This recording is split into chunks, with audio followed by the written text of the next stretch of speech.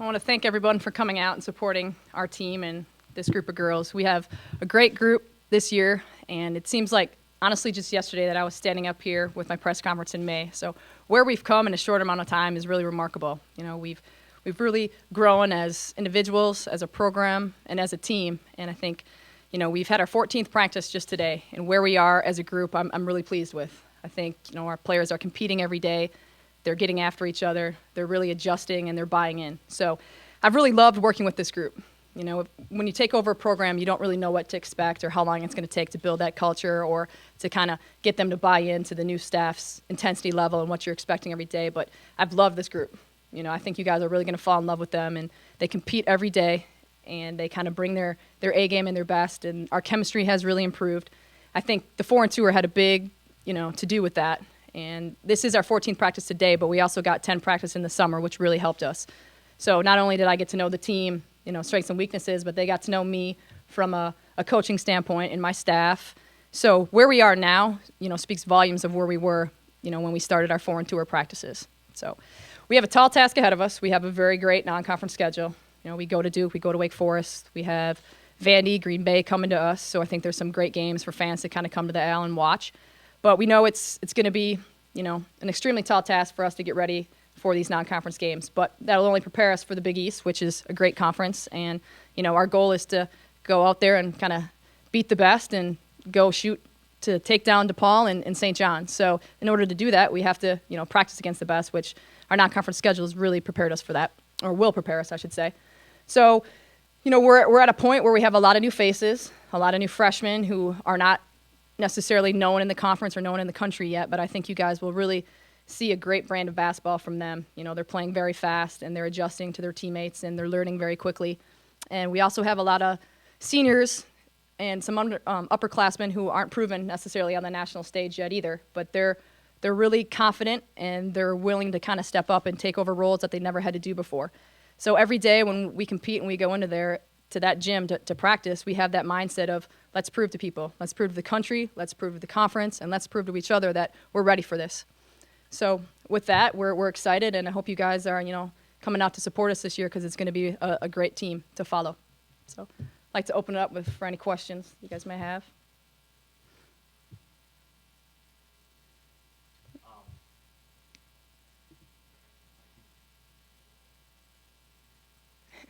There you go. So you brought up a bunch of the new freshmen that are coming into the program this year, and 2 of them that I noticed at Madness were Hannah Grimm and Tia Albert, how effective they were playing the point guard position. Right. How big of a threat can they be just as freshmen coming into the season offensively for you guys? They're going to be huge for us, and they're going to have to play a lot of minutes, and we're going to rely on them very much as freshman point guards, which is a unique situation to come into and have your 2 point guards be freshmen and have not even dressed in a Marquette uniform yet. But I think the 4 and 2 really prepared them, and they're really confident. And also you add Kenesha Bell to that mix, and we have 3 guards who really push tempo and are kind of having the seniors keep up with them in terms of a run and gun mentality. So the seniors and the freshmen have really blended together. So. Talk about your brand. What is your brand that you're bringing to Marquette? Right. The main thing is that I preach to my team all the time is compete. So my goal is that you guys will see a team that competes every single possession, offensively, defensively. Everything we do on the defensive end is to dictate and disrupt. We want to score a lot of points. We want to share the basketball. We want to play discipline, but we want to play up and down style of play that the players love to play and the fans love to watch. And they've really been adjusting to it. And it's been a little sloppy at times because they're not used to it. So we kind of say we put the hard hat on and just let them go for the first couple weeks. But they're adjusting. And so I would say we're going to be really up-tempo and try to score as many points and get as many assists as possible. You've gotten plenty of chances to see your team perform, not only in practice but in game experience in Europe. What are some early strengths and weaknesses you've witnessed from your team thus far? I would say right now our scoring rate and our points per possession. We talk about that as a team a lot. We want to push to up to 90, 100 possessions, and it's all about points per possession. So if we can get up there to a point per possession, 85 points, 95 or 90 points, we're sitting at where we want to be. So the way we've been scoring at a high rate has really impressed me so far. We're shooting the 3 well, we're getting to the rim. The one thing is our turnovers and probably our rebounding, and those are 2 things that for a young team are pretty, common. So those are things that we're working on every day in practice because we want to play fast, but we also want to be disciplined. And that's when you get, your best teams out there is your UConns and your Notre Dames. So they can play at that pace, but they can also keep the assisted turnover ratio where they want it. Carolyn, when you got here to Marquette, you inherited the foreign tour, and you've talked about the importance of it a Yeah. few times. Can you just elaborate on how much that meant to you as a first-year head coach and to Right. your team as a relatively young team to have that experience? Yeah, it was remarkable. Honestly, it was a true blessing and a gift to walk into a program that was, going already set, going over to Europe. So I think the main thing that it really helped was just a team bonding and a team chemistry.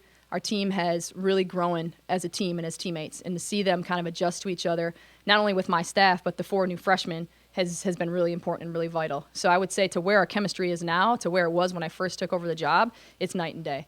So that would be my main thing. You take basketball out of it, and that was the most important thing that I think that we took out of it.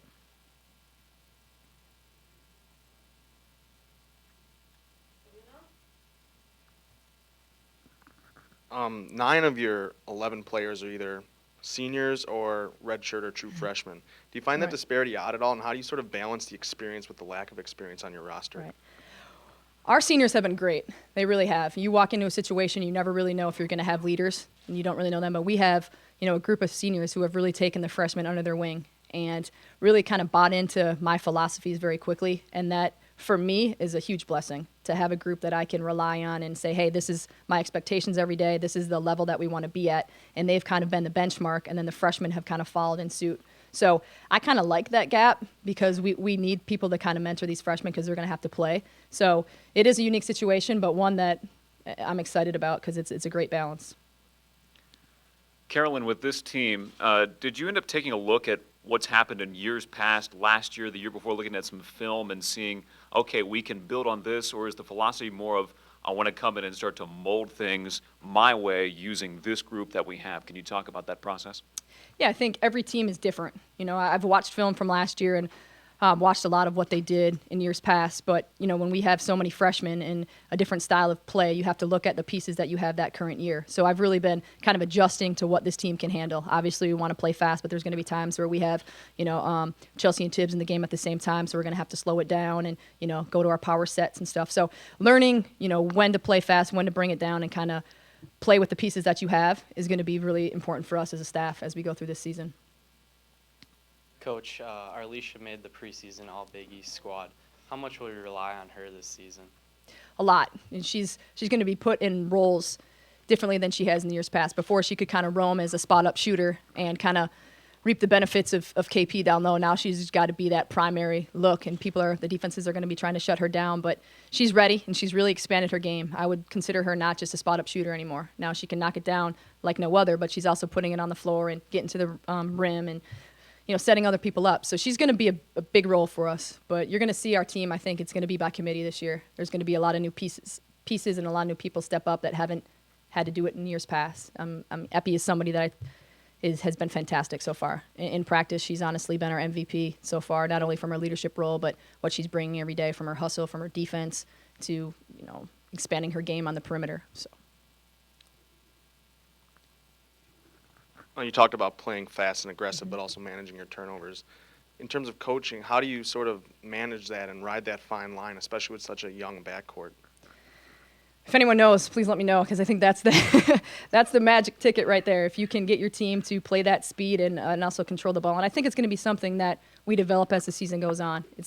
You'll probably see a couple of our early games in high turnover numbers, but as we go and we kind of learn and adjust to each other, I think we'll cut those down as we go. So I think it's more so of a standpoint of learning where each other are going to be and when I want them to pull it back and go for that extra push and be more aggressive. So we'll learn that as we go, and we'll adjust to each other. Carolyn, you've had to tour overseas. You've had a chance to see him in practice. Is there any preconceived notion of a player that you saw that now you've seen in person and you're like, wow, this is really going to be a player here? Yeah, the two that really step out in my mind are Tia and Kenesha. Those two are they have the recipe to be great college basketball players. And it's not only just their athleticism and their skill set, it's their drive. And it's their willingness to learn and to grow and they're really eager to just get better every day. So I think those are two people that really come into my mind that this basketball program is going to rely on in the next 4 years, and they're going to do some damage in this conference, no question. How valuable will your experience playing as a freshman in all 4 years and coming into the same role as those who are coming in?